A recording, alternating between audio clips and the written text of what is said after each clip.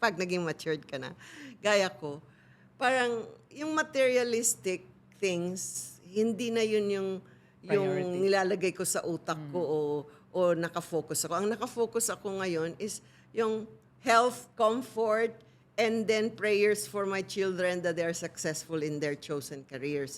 Tapos, na makatulong ka sa tao, you know. Pero para makatulong ka sa tao, kailangan mo talaga pa rin ng pera.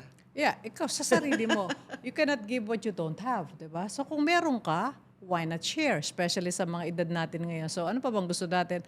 Marami na tayong narating sa buhay, So malayo wisdom na. na lang. Oo, wisdom na lang. At one point in my life, sa Lasal naman, I gave my 2 years. So wala akong trabaho, puro bigay ng time. Give up ko na yung business ko. And then, yan, sa non-government organization, lately din, binigay ko rin yung almost 2 years of my life free, walang sahod. So parang, normally, automatic yun, yung nagkakaroon ka na ng advocacy na you share your wisdom. Yeah. You share what you know. So, nagiging marunong kang position na ibibigay na ng mga non-government organization, ng mga private institution hindi nagsasahod, ina-accept mo yun kasi you're passionate about